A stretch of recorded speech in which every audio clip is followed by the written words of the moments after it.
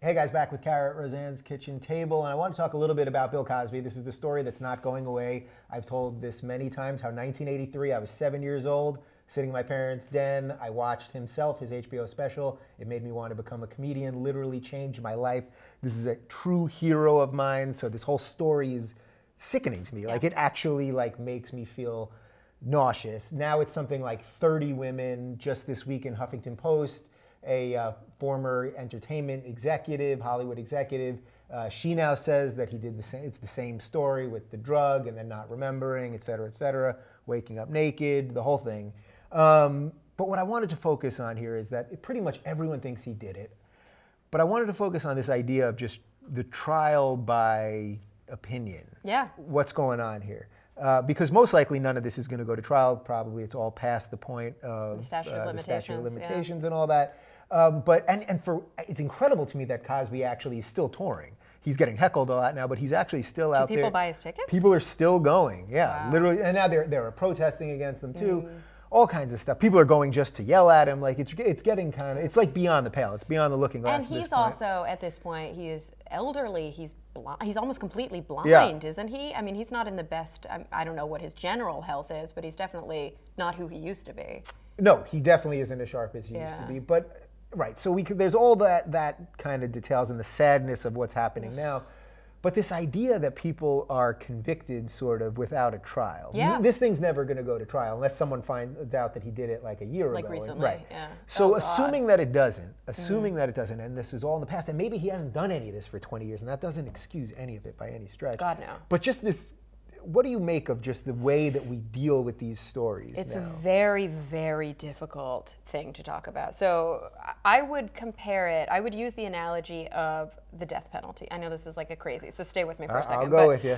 I am against the death penalty. I wasn't always against the death penalty. I was raised by Mormon parents in North Texas. It took me a while. Yeah. I came out as an atheist at 14, but it took me a while to start to really understand my views politically, my philosophies and things like that. It takes a lifetime to develop who you are as a human being. Do you have to come out as against the death penalty in Texas? Like that's you might more have of to. I don't know. That's like a bigger coming out. Yeah, probably. I got the hell out of there. So, but yeah. So in Texas, people love the death penalty. Yeah. After a lot of careful consideration, I realized that the death penalty, for moral reasons, for economic reasons, for many reasons, I'm against the death penalty. But probably one of the most tangible arguments is that it only takes one person being wrongfully put to death. It only takes one person having their life taken away by the state, by a jury of peers that made that decision, and then finding later DNA evidence, some sort of link that shows, oh,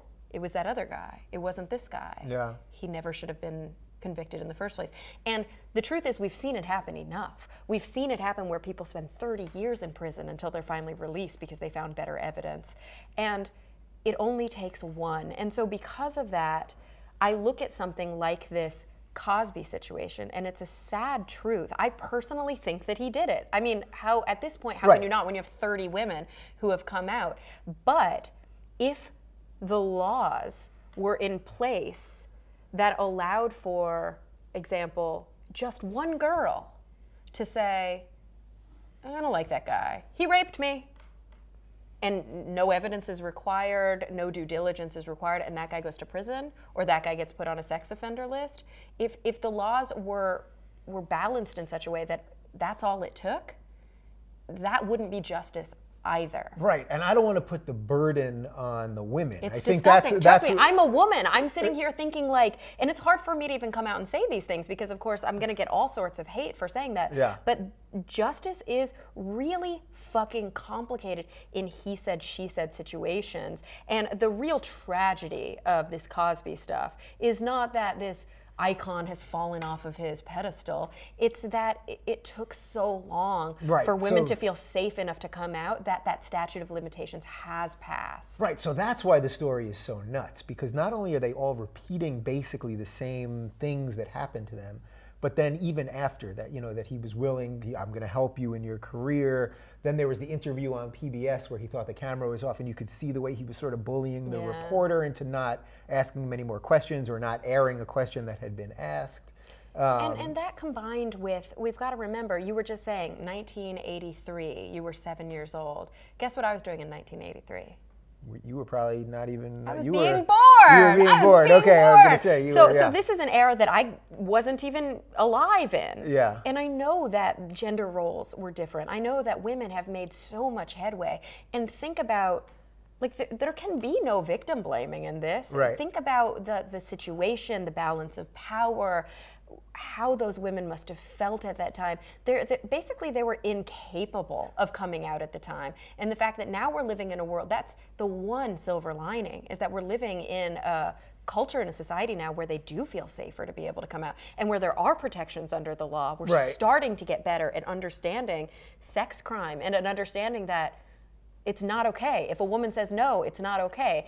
If it requires that you drug her, it is not okay. Right. So it's sort of, though, the internet or the whole media now is sort of a catch-22, because on one hand, the women, in the old days, if this happened, and this happened to a woman in 1975, and she went to her lawyer, and then they went to Cosby's lawyer, they could threaten and shut it down real quick, and she would have almost no recourse. Now, it's like she can go and write something on Huffington Post, but then at the same time, it starts that mass feeding frenzy, which is one of the reasons that I haven't talked about it that much, because I'm trying not to add into that. Yeah, because what it starts is, it starts the ability of a single human being to provide an understanding or a perception of legality that is not founded in the justice system. And that's where it becomes problematic. But at the same time, it also is empowering. Yeah, you know what I mean? It's such a complicated issue. And I think that the big takeaway here is that complex issues require complex thinking. And this is a nuanced issue. And it's not like I'm pro Cosby. Like, it's not, I think it's disgusting what he did. Yeah. But it's also not like I'm pro, you know, being able to say something and put somebody away for life based just on verbal testimony. And so there's a lot of interweaving factors that make this mostly just a sad situation for everybody involved. Yeah. All right. Well, I mean, I think that's pretty much sums up all my feelings. What are your feelings? I mean, do you think he did it? Do you not think he did it? Are you trying to back him? Can you separate the art from the artist and then what they do in their private life and all that stuff? Let us know in the comments down below, and don't forget to subscribe.